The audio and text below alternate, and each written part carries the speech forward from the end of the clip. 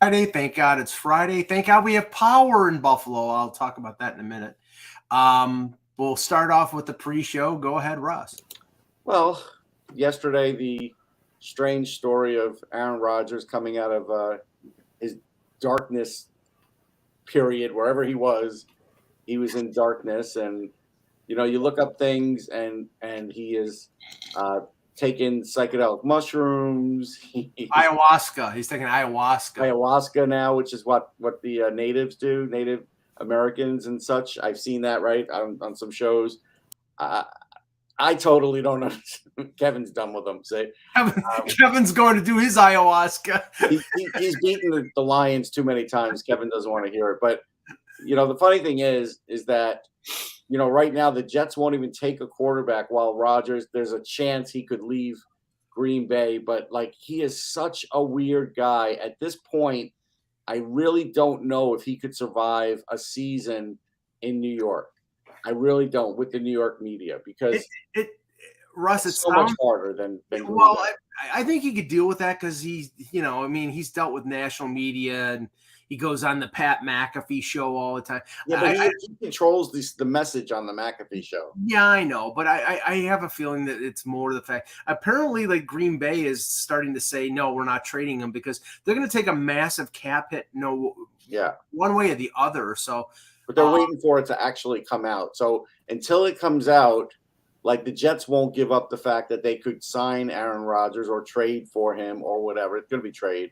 And it's just the whole situation is just weird. But I would say 70% of the Jets fan base doesn't even want Aaron Rodgers because they've seen this before. They got Brett Favre. Brett Favre did not function well in New York after 6-7 weeks. Yeah. There were issues off the field. There were issues on the field. They don't want to go back to that. You have to admit the dynamic of Favre and Rodgers are different. I mean, Rodgers is from Northern California. He's more of a little different. It's not the the Hick from French Lick type thing. Oh God. I mean, it's Duran. It's not even close. Yeah, please. No, you're absolutely 100% wrong. No, don't start. Don't please. Go back to your black hole and take the ayahuasca like Aaron Rodgers. Let the man go ahead, say your piece. Okay. Wham. Okay, although they only exist for a short period of time, but they were, I remember watching an interview with Paul McCartney way back when, where Paul McCartney came out and said that Wham is the best English band he's ever seen since the Beatles, and he was right. And Wham had unbelievable. I'm looking for that quote now. You can find it. Yeah, Wham had unbelievable skill. Now Duran had much longer staying power. They were a pop duo, and George Michael was awesome. George Michael was great. Yeah, George Michael had a fantastic voice, and was a great songwriter. He was, he had great charisma. He sang great pop songs. Duran. I mean, they were, in terms of that MTV generation in the early to mid '80s. They were arguably the biggest band on MTV for 2 or 3 albums. They were. I can only name. I think the guy from Wham, his name is Andrew something. I can barely even name you who the other guy is. Andrew Ridgeley. Yeah. Yeah, but Wham was the biggest thing in England by far.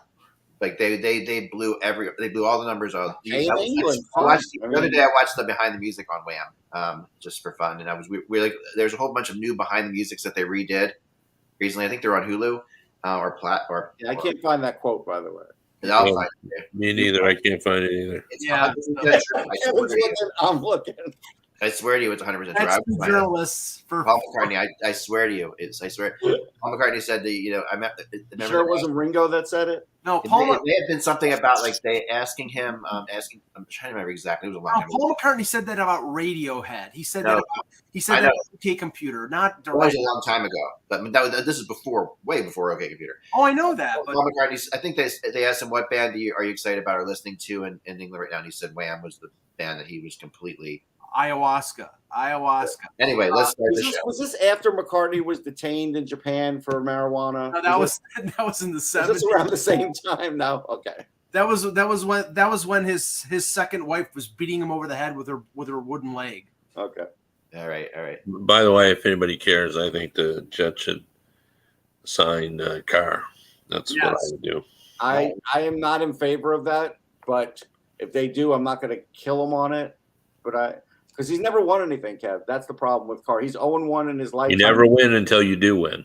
You know, you got to have the right circumstances. All right. Last year there were 5 games.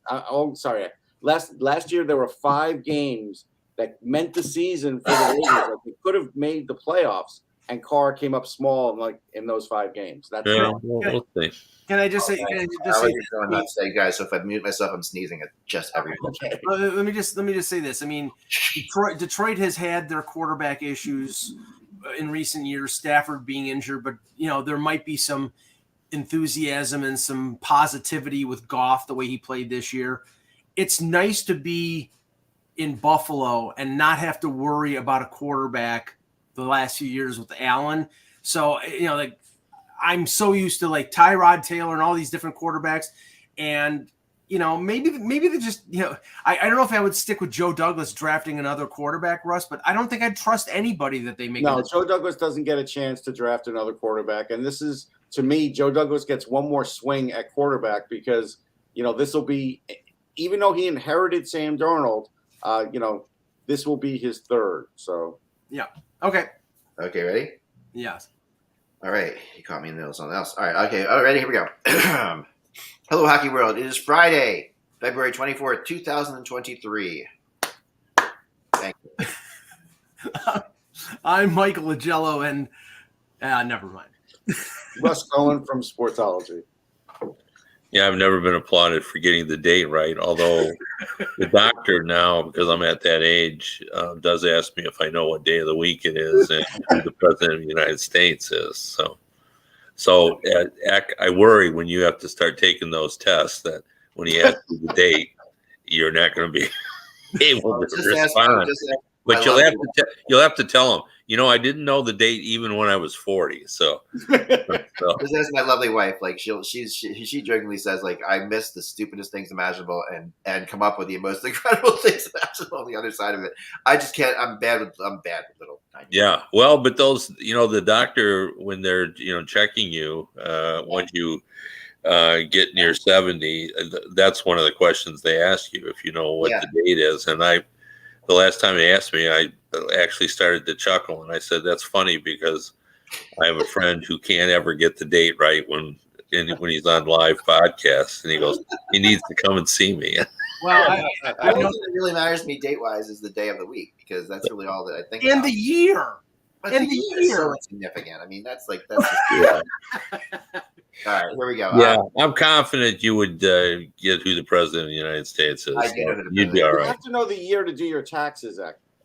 I know that's true, but that's it. I mean, that's it. I know what the year is roughly. All right, here we go. I'm in the ballpark. All right, I'm in the 20s. We're in the 20s, right? We're in the 20s. Yeah. All right, cool. All right, so let's go. Let's talk about the trade from last. We're gonna talk about trades and actually the repercussions of the trades. Yeah. And then people I talked to last night. I don't know if you talked to anybody, Kevin, last night, but it was just a lot of there was a lot of craziness going on last night on the phones, because people were really surprised. First of all, the Orlov trade that happens. Gavrikov. And I talked to somebody really close to the situation. Gavrikov thought he was actually told that he was going to Boston. Which is rare that usually, I mean, just rumors is one thing. A rumor is one thing, but for the team to say, we just got to figure out things we are going to Boston, that's another. Well, why don't we talk about the actual deal first? Because I mean, Kev, I like this deal for Boston. Yeah, me too. It answers a couple things. They had to jettison Craig Smith, who they put on waivers earlier in the year. Clearly, he was sort of not even in their mix with their bottom 6. So they trade a 1, a 2, a 3 to Washington for Orlov and Garnet Hathaway, who is a pain in the ass to play against. He's a really physical 3rd, 4th line guy. They trade a 5th round pick to Minnesota. Minnesota retains salary. I mean, now it's not a permanent solution. They're renting Orlov, but he's a top 4 defenseman, won a Stanley Cup. Good. I think a great move for the Bruins. Well, and the more importantly, they still have cap space. Yeah, they can do something else. I mean, that was the whole thing. I mean, they didn't, they cut the deal with Minnesota, so Orlov's sitting on their roster for $1.25 million. Yeah. There's no Smith on their roster. They were looking to add even more. They may or may not be done. I think they just wanted to be in a position to be able to do something else. And I actually, there's a lot to be said about getting Gavrikov, but I think you're more of a what you're getting with Orlov because he's been in this situation before. Joe, we talked about that the last show about the importance of players who've been in the playoffs. That's definitely a thing. There's no question. Yeah. So I mean, I liked all this. I thought Sweeney, he's a hard read. No one quite knows which way he's going to go because he's been, as one guy told me, I've seen Sweeney be both conservative and aggressive, just depending on what the circumstances are. So he's not one or the other. Like you kind of always know what you're getting with Poyle and Rutherford. That's a good point. But with Sweeney, you're never quite sure what you're going to get. So I don't think they gave up too much, though. I mean, second. No. I mean, well, okay, Russ. The thing is, the rumor is that they were going to give up a 1 and a 3 for Gavrikov. Gavrikov is a solid defensive defenseman, big guy, physical. Orlov has scored 12 goals last year. He's good offensively. He's a good skater. Hathaway is the prototypical Bruin. He's, like I said, he's physical. He fits right into that dynamic. I think getting Orlov, I think Orlov is a better overall defenseman than Gavrikov is. Yeah, I do too. Look, I like the talent that they got. I knew they were going to empty the cupboard, but I have to tell Bruins fans, you need to win the Stanley Cup this year or next. Because if you don't, there's 2 guys left from 2015. That's it. Out of 10 picks, 2 remain. So that draft affects the team now. Players they don't have, players they would have had, trades they wouldn't have had to make. Yep. And so they keep advancing the ball on this by making these other trades, and that's fine. But now they're so low on draft capital that they need to win the cup because they will be rebuilding at some point soon. Yeah.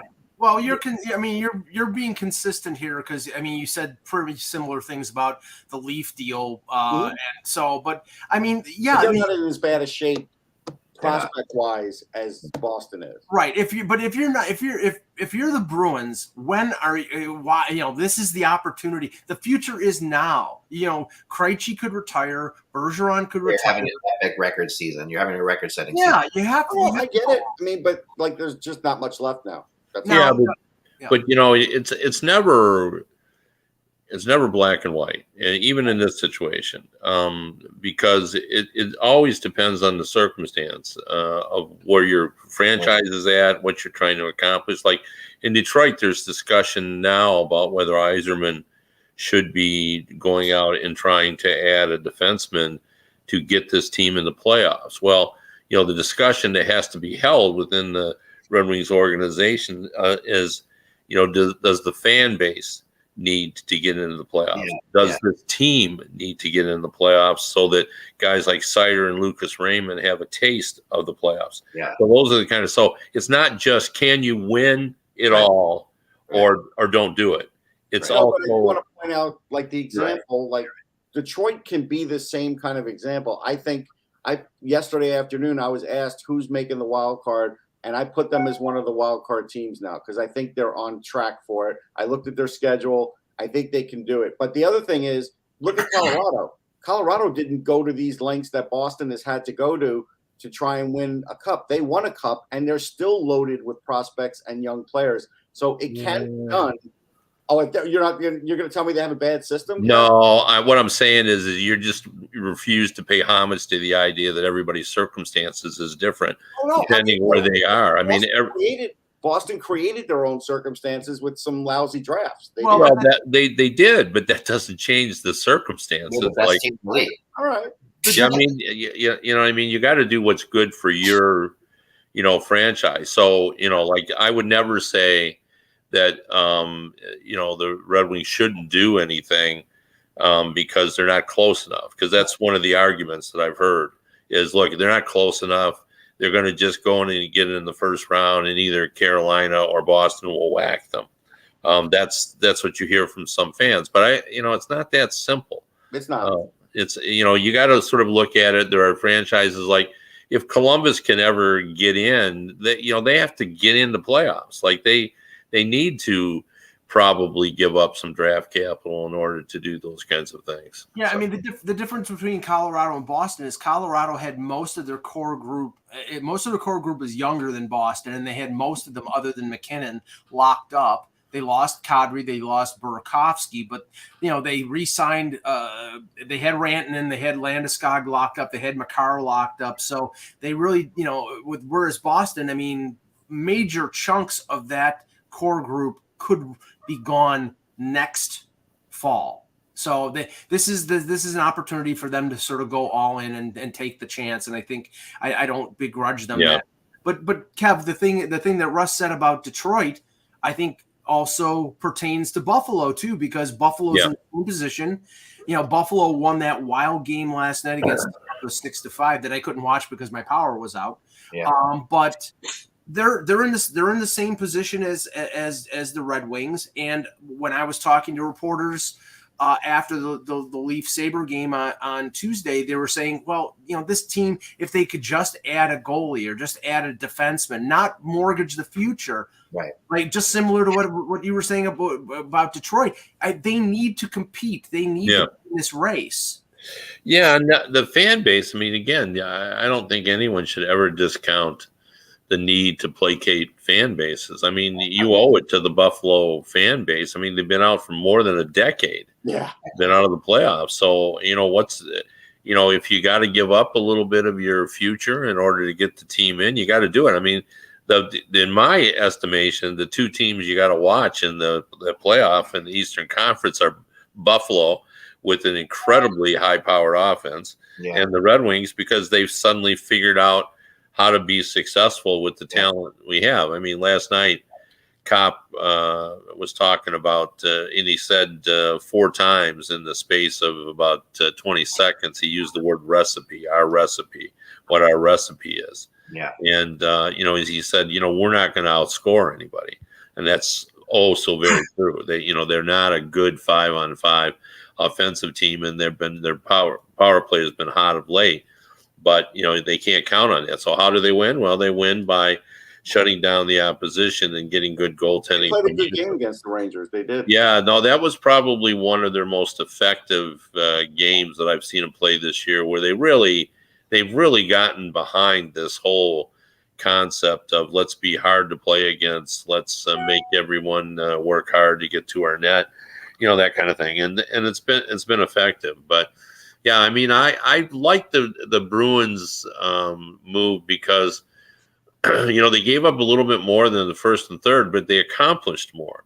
They added, as Mike pointed out, and this is so important, they added a heavy guy to play with them. And, he's big and he's hard to play against. But more importantly, they didn't add a lot of cap space, and they've left themselves open. They can still go out now with a little bit of with a couple other moves, and now they could get one more piece. And they've got the team. It's a historically incredible team in terms of what they've accomplished. So I mean, that was just a great trade. And they thought outside the box instead of getting the predictable move of, okay, we'll give up first and third, we'll be better defensively. They've gone out and done like Sweeney did, even better than the Gavrikov deal. Yeah, no, they definitely did. And we're going to get to the standings in a little bit because I have the launch of that. But and you'll see where the massive Hockey Buzz supercomputer has who they have finishing in the playoffs. But we'll get to that in a second. But let's also talk about Ottawa for a second because the Ottawa cap clearing space, which I know happened a little bit ago, but we didn't get to talk about it yesterday. The Zaitsev deal. Is a really interesting one on a lot of levels, right? And they've been linked to Chychrun a ton. We've seen that, right? We've seen them being linked to Chychrun a ton over time. And this felt like, okay, this is probably what they're doing it for. Someone else told me that they were also interested in Timo Meier. This might be linked to Timo Meier. But I thought it was a bold move, and I really want to talk about Chychrun when Kevin gets back too, but I think that there's. I thought I saw Gary. Somebody said online that right now all the buying, the purchasing possibility for Ottawa has sort of stalled. And so when I saw that move, I was like, they're going back to what they used to do and saving money because they're out of the playoffs. They said, but I think Gavrikov said too, and I think how I read it, at least, and been talking to other people, what they said was that they were not allowed to make any more expenditures than they were now, but that by clearing that cap space, that gave them the ability to spend that cap space. So that they were going to go do that. I mean, if you spend it for next year, fine. Go above it.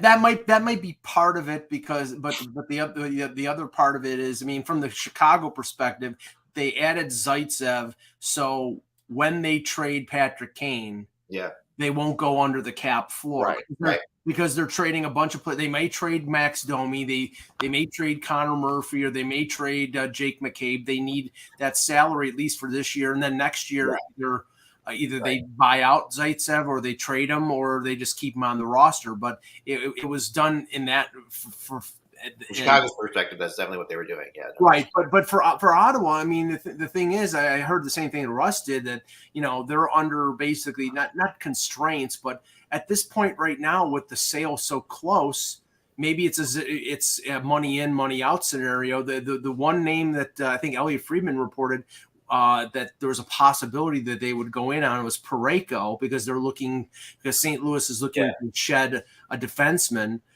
So they could trade for Chikrin, or they could sign Meyer or trade for Meyer. So that's all the dominoes here, and there are very few teams that are willing to take on salary. But they seem to be one that is. I mean, it seems to be like what I had heard, Kevin, with Ottawa, is that they weren't allowed to spend any extra money, but they were allowed to. But by getting rid of this money, they could spend this money. Well, I mean, they really didn't have much room anyway to begin with. So. Right. Less than you normally would expect Ottawa to have. But I don't see them. The Parayko thing makes no sense to me, just because it's a too lengthy deal. In fact, I've been told that even though his name is kind of floating around there, that most GMs say, that's just too crazy. Like no one is opposed to taking back some contract if it's a desirable player, and Parayko has some value, but that's just too long. It goes forever. So right. I agree with that. I think the shine is off of Colton Parayko as far as what he might be ceiling-wise. I'm with you on that. And we'll know more about the Senators' playoff situation because they're really on the outside edge of it. They play back-to-back games because they had that game canceled with Detroit. So they have the rare back-to-back home games against Detroit. Okay. So, and that's early next week. Right. So, right after that, I think you'll have a pretty good handle because, presuming if Detroit is still sitting in the playoff spot, which they are this morning. So, they're like 8 out, I think Ottawa is. So if it's suddenly 10 or more. They're 58. They're 6 points behind Detroit. So those two back-to-back games, if they won both of them, they'd be only 2 points behind Detroit. So in a serious race. I guess the other thing we have to talk about is what the Rangers did yesterday, Russ, which is my point. Holding out the players. Holding out the players for contract reasons. I wrote about it probably 2-3 hours before that happened, naming those players because I was on the phone with Mike. We were doing the math. I can attest to this, yes. Yep. And those were the guys I came up with when we were kind of going through scenarios, and Mike and I went through a lot of crazy scenarios. And then I wrote the article and for Full Press, and it's interesting because you're going to have to. I don't know what you're talking about. Okay, so right now the Rangers sat Vitaly Kravtsov and Jake Leschyshyn yesterday in hopes that they will be involved in a 3-team deal to get Patrick Kane. So those guys didn't play yesterday. Certainly there's negotiations going on. They're trying to get another third team in. Mike told me today that Elliot Friedman said maybe the Rangers could even just clear Leschyshyn. Well, down to Hartford, they have enough money cleared, so then they could throw a different player in the deal for a different team if they don't want Leschyshyn. Friedman said that to keep an eye out on the waiver wire today, that the Rangers might be trying to clear salary by placing somebody on waivers. Lecition they picked up, I think, from Vegas, so he would have to clear waivers again. But that right now, even with the retention of a third team, I think they were like $75,000 short. That they'd probably have to go with like 20 men for the rest of the year. But that's what teams are doing right now. I mean, that's what Toronto might do. That's what Boston might do to fit one more player. And we know Tampa is probably going to make them. That's the interesting thing here is now the teams that haven't moved yet. Now we've had the Rangers make the two moves for Mikkola and Tarasenko, maybe Kane, but and Mott, but that's a minor move. The Leafs, it's still impactful. I like that move. I like. Yeah, me too. I don't think that's insignificant. It's not insignificant. But the Leafs do O'Reilly and Achari. The Islanders, they're not going to make the playoffs anyway, so we won't even talk about them. But I'm less sure of that. Well, the one thing that did become apparent yesterday is Kravtsov took the Rangers off of his social media. He's pretty much washed his hands of them, and I can't blame him. Look, it's one of these situations now where I understand that people would say that, hey, he could have helped himself by playing in the AHL, but it wouldn't have helped him. It wouldn't, because he did do that for a little while. The Rangers just didn't have a spot for him, and they didn't try and make a spot for him either. Gallant is hiding behind the fact that he's like, look, I got this top 9. I like him. There's no room for him. It's like, okay. I mean, you had all year to determine who that top 9 was going to be, and Kravtsov got like a couple of chances to really make it. So, but is it a coincidence that we've seen these 3 big moves with the Eastern Conference teams, and it's all been not one player but 2 players, Achari and O'Reilly, Mikkola and Tarasenko. What's your point, Mike? It just seems that to maximize the amount of draft picks that they're getting, teams are willing to throw in additional players. Usually it's around this time of the year, it's one player in a deal for the deadline. Yeah, although I think I think it's a legitimate arms race. I mean, this really is the Cold War that we were anticipating, where the top teams are, really. And the other side story here, which is, more fun than anything meaningful, but Patrick Kane essentially just willed this to happen. I know. He, which really speaks to the kind of reputation he has as a player.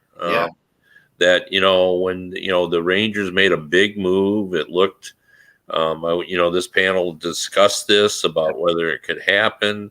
And he just said, that's the team I would like to play with. And then suddenly the Rangers got behind closed doors and said, well, what if we?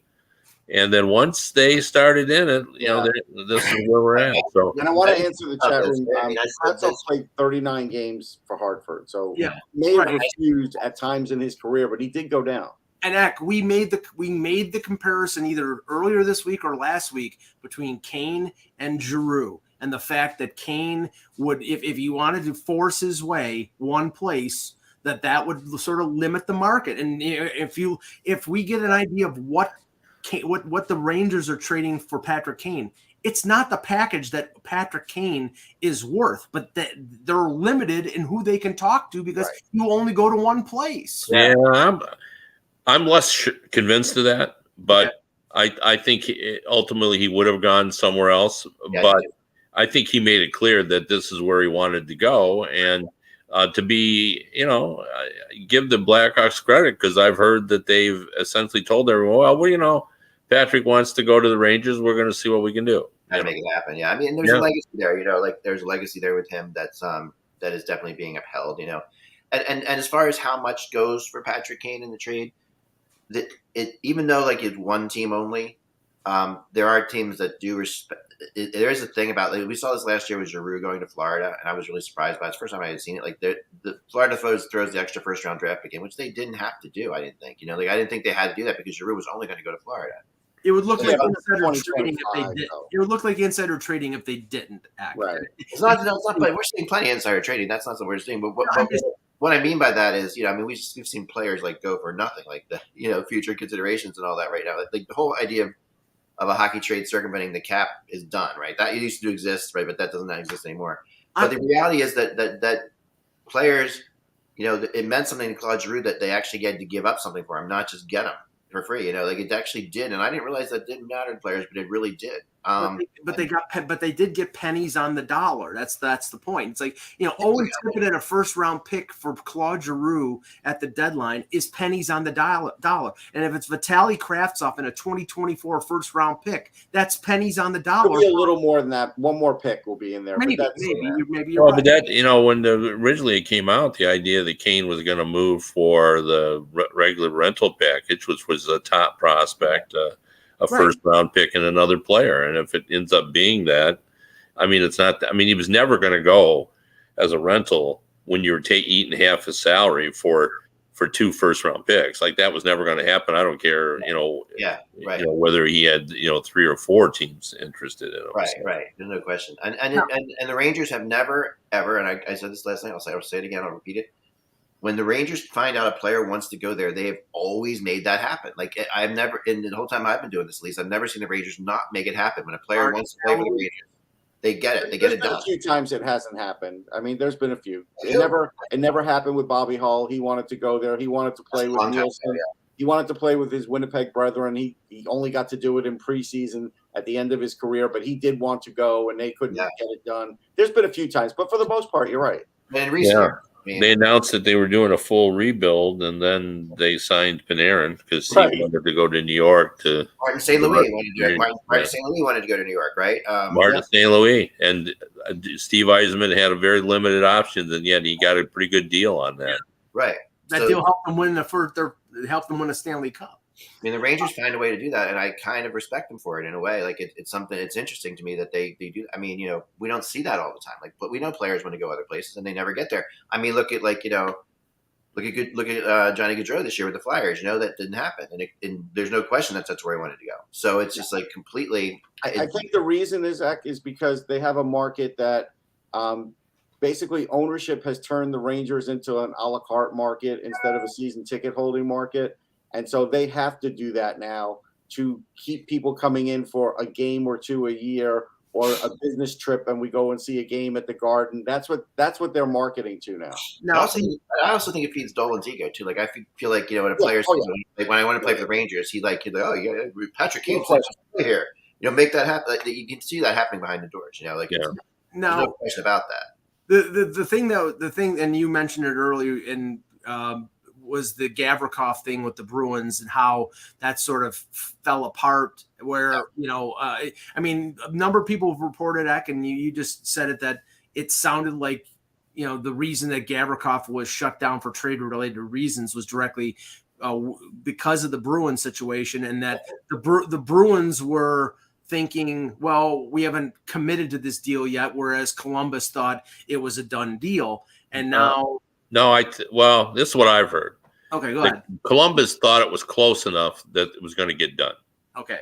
That's what somebody told me, because I said the same thing. Well, that's what I heard too. Was Columbus misled? And he goes, and the person who knew about it said, no, I don't think so. I think they thought they were so close that they were going to make it, and they didn't want to take a chance. Better safe than sorry. Now, maybe there's more to it. Maybe he didn't know.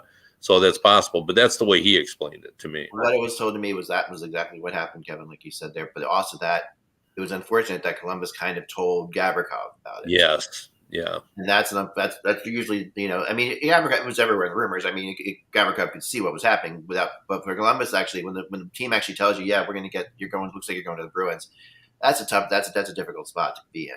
Yeah, and not that I think that the market for Gavrikov is exhausted, because I'm sure there are probably 3 or 4 other teams right now that are interested in him. But I'm just wondering whether Jarmo will be able to get that price that everybody, because the report was it was a 1 and a 3 like the David Savard deal, and now that fell through because the Bruins found a better fit with Orlov and Hathaway. So is he going to be able to find a 1 and a 3 someplace else?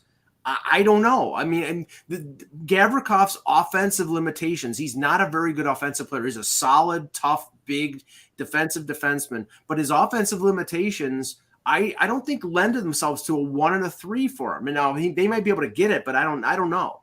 Well, I don't. Taking one team out of the equation, I don't think will change everything. I mean, I don't know whether he's ever going to get that or not. I have no idea. But, I think there are teams out there that are still looking for defense that, probably, they'll be able to move him. And I think they'll get, close to what they want if, not it. But, I'd be interested to know, how close they were in terms of what was being offered. What changed things? I would love to know that too. Well, I'm not sure that it really changed. Like, I don't think Boston ever thought it was as close as Columbus did, and how many times, and I just go back to always to collective bargaining agreement when, both the Donald Fear and Bill Daley have told me in separate conversations that the thing with negotiations is, what you think is happening may not necessarily what the other side feels is happening. And that happens routinely. So I gotta believe that happens in trades too, where you're, and I've never had GMs sort of tell me this, but, if you're negotiating and you're going back and forth and, you go back and tell your people, I think we're close. I think, we've whittled it down. We got this. And then the other side is not seeing that as all. They're just throwing out some names and looking at it, and they've got something else going on the side, which you don't know about. Yeah, well, that's true. That happens a lot. I mean, I do have a theory. My only theory on this one is I think everything that Kevin said is right. The only thing I think is while when Sweeney, hung up with Yarmo, I think all of a sudden McClellan was on the horn because they probably had spoken before about Orlov, but I think the deal for just if they were just going to get a defenseman was probably better to do it for Gavrikov. But then all of a sudden Hathaway was out there, and I think McClellan just came to the realization we're not making the playoffs, so I could put Hathaway in this deal now and get this deal done. And I think that's what happened, and it was too much for Boston to turn down because he's their kind of player, and you need that. Yeah, although I think Hathaway was involved all the way. You do? I never heard his name, so I don't know. Maybe I think that was the deal.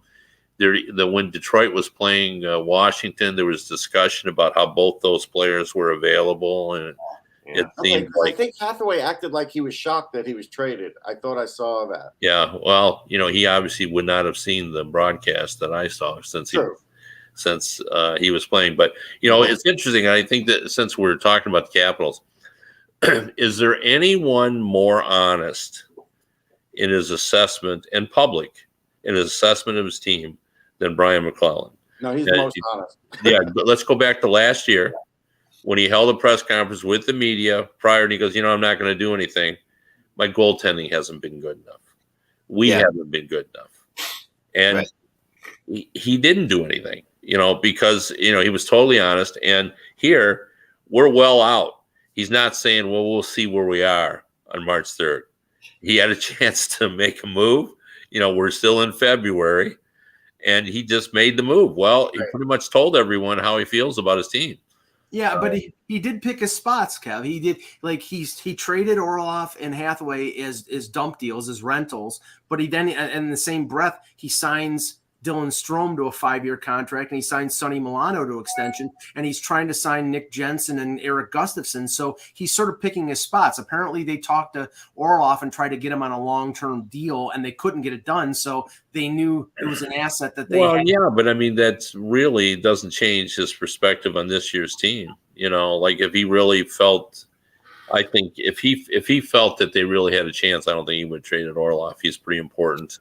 Yeah, I think so too. And it's that group close to Ovechkin, so it's, that's now the one thing, and I know that there was a report that the teams that are interested in Gavrikov, one of them is Edmonton, and Edmonton plays in Columbus tomorrow, and if they can't work out a deal for Carlson, which it would be great in terms of theater. But in terms of reality, I don't know how they do it. I think the reality is, as long as they're willing to take. Now, if they won't really, mostly I hear that on our show more than I hear it elsewhere. But if they won't take any salary back, which I find impossible to believe. I hear that. Well, then it isn't going to happen. But Yeah, I've never said they're not going to take salary. No. The reports are out there that Edmonton wants San Jose to retain at least 40%, and that San Jose doesn't want to retain anything. So yeah, that's the report. But then again, here's the thing about this: like, it was a little too public yesterday that they're giving up on Carlson. Like, to me, like, I don't know, in my experience at least, that sounds like they could be doing a little negotiating in the media there and making it sure. That, making San Jose know that they're serious. Okay, Edmonton's not looking at Gavrikov. I don't, this feels a little bit like if they're as close as they are, if they have the players figured out, it's just a matter of 40% versus 20% or whatever. Right. I have a hard time imagining it won't happen. Like, now if it's not, if I don't know. What do you think, Kevin? Yeah. Go ahead, Kevin. I guess what I would say is if I was Ken Holland, I would have said right at the beginning, look, we'll give you 2 first-round picks. You take it down to $6.75 million, and we got a deal. Yeah, and that's what it is. So decide what you want to do, and let us know. Right. I think that's a legitimate offer for a player of his magnitude who's playing at his level with 4 years left on a contract. So. Now, can I do what I normally do when it comes to the Arizona Coyotes, and that's destroy them? Because I don't begrudge Bill Armstrong trying to get as much as he possibly can for Chychrun. If he has to wait until 3 p.m. on Friday to get the most, God bless him. But if he holds through this deadline again, and then he doesn't get traded, if I'm Chychrun, of course he's not going to say I'm not going to play because he wants to get paid. But I'm really, it's a really ugly and embarrassing situation the way that they've handled this. Really plus now there's talk about again, Elliot Friedman sorry guys podcast how they're talking about potentially trading Nick Schmaltz because Nick Schmaltz's contract is backloaded and it starts being paid more than his actual cap hit. And because we know Arizona is getting no money coming in because they're in that AHL style arena that, they want to, and they just made this trade for Shea Weber where it's a $1 million payout for almost $8 million cap hit that revenues are utmost right now until the whole thing with the arena. The way things are going on with this franchise, it's just embarrassing to this league. Here's the thing on this. On the Chychrun thing, I don't agree with you at all. And this is why. Because they don't have to trade him. There's no and what if they know? And I know for a fact actually that I talked to a team yesterday that they can't do it now, but they would be all in on Chychrun in the offseason. Like they know that teams are out there like that. So the only reason they can keep the price so high right now is because of that, because they realize that after the season, there's teams that want him and will pay that price. So why didn't they do it last season then? Yeah, we've been told for 2 years they can get this price. Yeah, but teams were willing to pay the price last year. Because Chychrun was coming off a bad year, had been injured and stuff like that. But now they see him playing and they're happy with him. And teams, of course, teams' salary cap situations are all changed. I'm not going to judge Armstrong yet because I didn't judge Sakic back in the day with Duchesne, and it worked out for Sakic. Yeah. I'll wait and see what the final result is here, but it is getting strung out, though. That's for sure. Well, it is, but I don't think it matters as long as they've been upfront with Chychrun. Oh yeah. If he has been kept abreast all the way through this, then I don't think it's all that embarrassing. They're just trying to maximize their value on him. If they've said to him, look, we apologize that you got to go through this, but, look at our situation here. We need to get the most out of you. We'll try to accommodate you, sending you to a place that, gives you an opportunity. But, this is what we're going to do. And if it doesn't work out, we're going to ask you to come back and play. And, it's how many times do you hear players say, we get it. It's a business. And I think they do. Now, we all have acknowledged that what a bad situation this is for the Coyotes in terms of that. However, did I not just read that the revenue for the Coyotes is better than it was last season? So I think they're only going to lose, instead of 30 million, 26 million or whatever it is. So, whatever it is. But anyway, I just somewhere I saw something about somebody said, despite the fact they're playing in a small arena, their revenue is up. I don't know if that's true. But here's what I don't like about Arizona.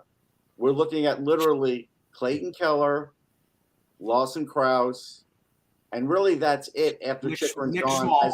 Nick Schmaltz. No, but Nick Schmaltz wasn't their guy.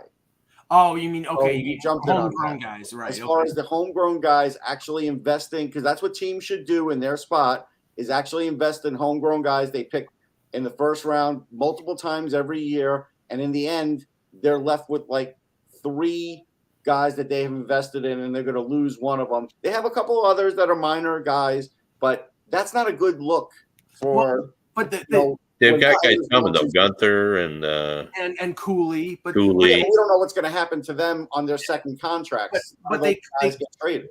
They cut bait. They cut bait on Dylan Strome. They cut bait on Barrett Hayton. Hayton's there, but he's not really a great player, so that's why I was one of the mentions as the little. Right, I was going to say, they've traded pieces, guys like Ilya Lyubushkin in Buffalo, who was somebody who's a usable player. Michael Bunting in Toronto. Now there are players that could be Connor Garland, who's now in Vancouver. These are guys who if you piece together with a core group, could really be helpful. But they keep selling them off, and it's just an organization just seems. That's the part I don't like. It seems transient, and that's. Exactly. I mean, if something about this with this organization, they have to start building.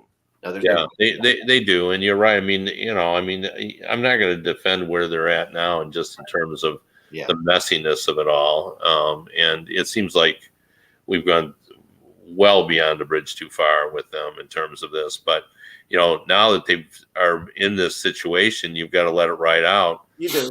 So, and see what's going to happen. And, now we're going to find out what happens if, their vote doesn't come through and all that kind of stuff. And, I don't know, will they then turn to the downtown arena again, because, that'll take forever as well. So I sure hope we get to watch another one of their civic public meetings, like those. Oh, you will in a couple months. Those are hilarious. They really are fun. They are fun when people get up to the board. Well, actually, no, there won't be any more meetings. It's just a referendum. Yeah, where's Redfield T. Baum when we need him? I love these guys. So we're running out of time. I wanted to get to this real quick. Yep. Okay, so the last couple of years, I've been doing this, and my wife's been doing this with me, and it's been pretty fun. There were last year 13 factors in this. Now we added 3 more factors as to how to determine who's going to win the rest of the games. And it's a formula that she came up with. It's real, and I've helped her through it, of course. But she's a PhD math physicist type person, so she can do this better than I can. But I just said these are the things, and we added a lot this year, including like back-to-back games, including like team records versus certain backup goalies in different situations. When in back-to-back games, usually the second backup goalie plays. So anyway, so there's a whole bunch of things in this thing. And the reason I wanted to do this, like, there's all these things out there, like club sports stats that do like percentages of how much a team's going to make the playoffs and all that. But I like to see it, and then just in colder, I like to see like, okay, let's just play every game out and see what the record is, what the standings are going to be, based on that. And so this is where we're at right now with the Eastern Conference. And of course, this is the Metro and the Atlantic. These are the final points here. Yeah, toggle up so we can see the wild cards. I'm going to. Okay. I'm sorry. Big reveal there. Okay, so, but these teams obviously we know about. But as I will now move up for you, and hold on one second. I just did it. I just messed up everything. Sorry. Look over here. All right. Okay. Very good. Very good. Wayne. Excellent. Hold on one second. I apologize. Here we go. All right. So wild card, Pittsburgh and Detroit right now. That's who I picked yesterday. I agree with it. That's where it's 97 points for Pittsburgh, 96 for Detroit. We always talk about it takes about 97 points to make the playoffs, right? So the projections are running this year 95 based on the points that are being done. So 95 in the East. Well, that would be right because that's Buffalo's got 94 and they're out of the playoffs. Detroit is 96, so they're in the playoffs. Excuse me, 10th place. The New York Islanders, right? According to this, now this is based on a lot of factors. We'll see. Do you agree with this about the Islanders? I don't necessarily agree with it. I think the Islanders. I'm not saying the Islanders are going to make the playoffs. I think they have a shot to make the playoffs. You guys think they don't have a shot? This shows me they're 4 points. No, I think the math shows that they. are unlikely to make the playoffs. Yeah, they are. And Ottawa, like I said before, ends up with 90 points here. That's pretty solid, but this really does not help Florida much. Like Florida ends up with 83 points. And a lot of this has to do with strength of schedule and where they're playing and different things like that. So, this is the thing that mathematically this may all be fine. The thing is that what has to be recalculated is after next Friday when these teams make moves to improve themselves. Like Tampa Bay, like right now, Toronto finishes ahead of Tampa, fine.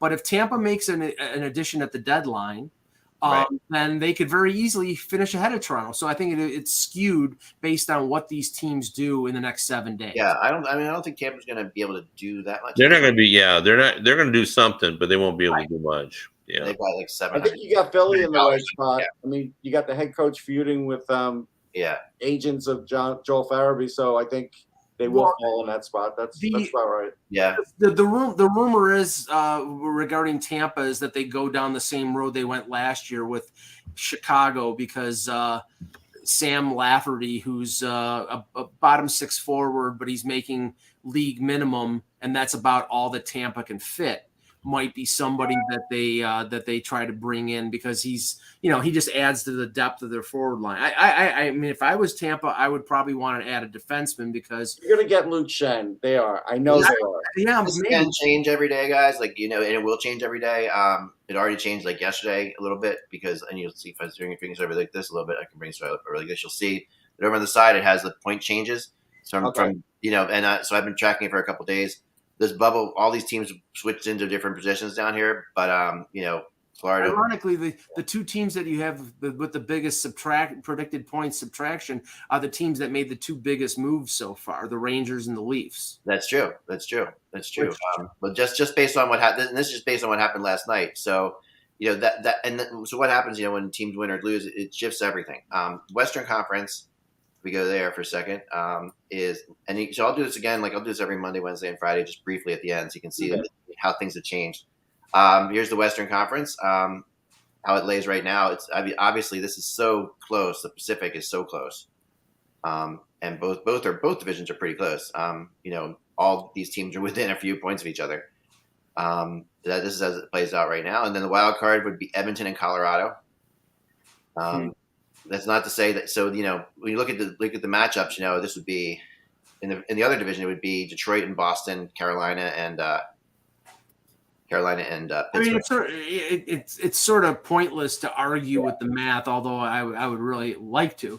But I mean, right now, like the team that intrigues me the most on this list is Winnipeg. Yeah, because. I mean, especially with the swing, Russ, their swing east and the way Hollaback played against the Rangers. Yeah. If he continues to play like that, just like the way Sorokin is playing for the Islanders, if they continue to play like that, then they'll defy the odds in terms of where they finish in their division. And he will have to play like that. They don't score a ton. Yeah. Yeah, what's interesting, you guys all are kind of bullish on the team that I cover, the Red Wings. And there is a below-average offensive team like the Islanders. And, would you rather have Husso or Sorokin? I mean, both are playing very well. But I think most people would rather have Sorokin. Correct. But now saying that, the Red Wings have played better offensively lately. So I like the speed of the Red Wings better than I like the speed of the Islanders without Barzal too. That's another factor. This is a look at Detroit's remaining games, and it tells you the games that they have left basically, and where it has them losing to Tampa this weekend and beating Ottawa twice. But Kev, what is your feel on because we talked about it off the top about Detroit maybe adding or Buffalo maybe adding. I mean, the feel in Buffalo, Adams is not, and I think that's wrong. But he's going to do what he's going to do. But do you think Yzerman, if they're in a position, if they're in this position a week from now, right at the deadline, does he add? Does he just keep what he's got? What do you think? I don't think he's going to subtract. So, I think he'll just ride out Bertuzzi, even though I think everyone has assumed he would, trade Bertuzzi. I don't know. I mean, there's been a lot of kind of rumbling beneath the surface that maybe Yzerman is in on players like Meyer or Besser. where they add to the team long term in addition to short term. So it's going to be interesting to see whether or not he does anything that bold. San Jose really trade with Detroit? Really? Pardon me? Would San Jose really trade with Detroit? They used to be pretty good rivals back in the day. Yeah. But right now, I think that's all. So yeah. But I mean, he'd have to do. Would he give up 2 first-round picks? Maybe. So it'll be interesting, though. I mean, like the problem is, like, the Devils wouldn't give up Mercer. And so what is the equivalent of that for the Red Wings? They don't really have that. Like Berggren is not enough. Lucas Raymond is too much. Right. So there's got to be somebody in there in the middle, and there's not that player that makes that a good fit just based on what we know about the Devils situation. Unless it's a different position, like a defenseman, unless it's Edvinson or somebody like that. Well, I mean, if they were bullish on Carter Mazur, you could probably throw in an extra pick, and maybe they would do that. San Jose likes their American players, and it's possible. Yeah, I don't think they would give up Carter Mazur. Oh, you see, there you go. So that is the guy, though. Yeah. Yeah, I think they see him as the replacement for Bertuzzi. Yeah. A guy that can score, but he's also a little feisty, a little prickly.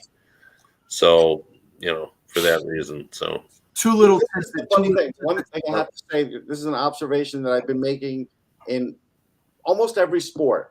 In almost every sport now, when we see one of these deals happen at the deadline, teams do not get another team's first best prospect. They don't get a second. They end up getting like the third, fourth, or fifth for the reason that you just pointed out, Kev. Like this is what ends up happening now to teams that have to trade somebody. Because nobody gets that guy anymore. Nobody gets that major star anymore. It's not going to be Nemec. It's not going to be Luke Hughes. It's going to be Holtz. Right. Yeah, they'd rather give up their picks, which are unknown, and also have they can convince yourself that first round pick, late round, 70% for the round, late round, is it really 55%? So because I don't really know the answer to that. Do you know, Russ? What the I don't know offhand. I would guess it's about 60. Yeah, which is the philosophy. Usually did a great draft like in 2003.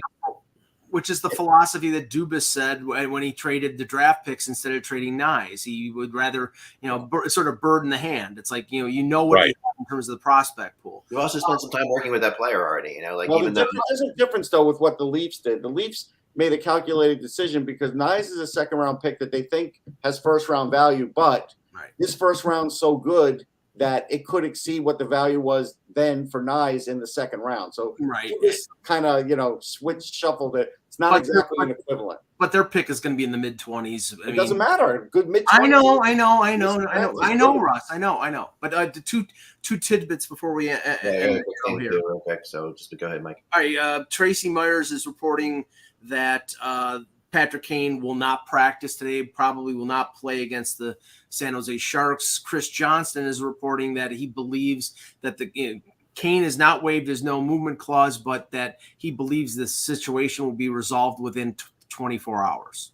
So that it sounds like he doesn't waive his no movement clause until the deal is done. Right, exactly. Right. That's like never. It's always amusing to me when they say he hasn't waived no movement clause yet, because they're not going to ask him to until they have a deal. Right. Exactly. They ask him, right. So last night, I'm looking at this thing last night. So just to give you an idea, there were like 1, 2, 3, 4, 5, 6 games last night, right? The predictor on this got 5 of them right.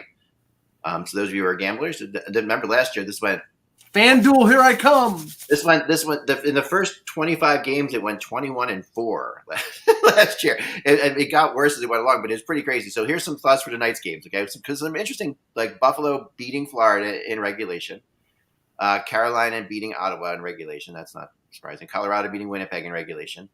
Then the LA Kings beating the Islanders in overtime. Is that right? Yeah, that's right. Am I the right thing? Right night here? Am I the right night? Yeah. They play night, right? Yeah. Okay. Then we have Minnesota beating Toronto in regulation. Montreal beating Philadelphia. And I guess that's about it. It seems like that's all there is. Yeah, so interesting. So we'll see. And there's a Red Wings game tonight too, right? There, Tomorrow. Tomorrow Yeah. night. Tomorrow night. This has Detroit. Like losing to Tampa tomorrow, I think. But yeah, it's really interesting. So anyway, we'll see how it goes. We'll keep track on it and everything like that. You can check it. It's going to be posted in my blog every day now. So The only one I would change is I would take Florida over Buffalo. I think Buffalo did get lucky last night. They'll put Anderson in, but I do think that it's going to be hard to reproduce what they did yesterday and win again. And Minnesota's playing in the second of back-to-back. They played Fleury last night, so they're playing Philip Gustafson tonight against Samsonov, who's 17-2-1 at home against at Bank Arena. So let's see, the computer could kill us on this. We'll see. One of the crazy things is like going through when you look at all the matchups, and it really is fun to look at all the matchups. Like you see Toronto clearly what we think they are. Like they beat teams they beat all the teams they should. I mean, they lose the teams they shouldn't lose to, right? And Minnesota is too good of a team for them to choke against. Yeah, but they have not a great record against Minnesota over the last couple of years, and we'll see. That's how, especially on these back-to-back situations. So it's interesting. We'll see how it plays out. We don't know, but we'll go from there. Remember, without the buzz, it's just hockey, guys. Have a great weekend. Be careful that there's going to be a lot of stuff going on this weekend. I think we could see some trades for sure. Patrick Kane, maybe by the time we talk Monday.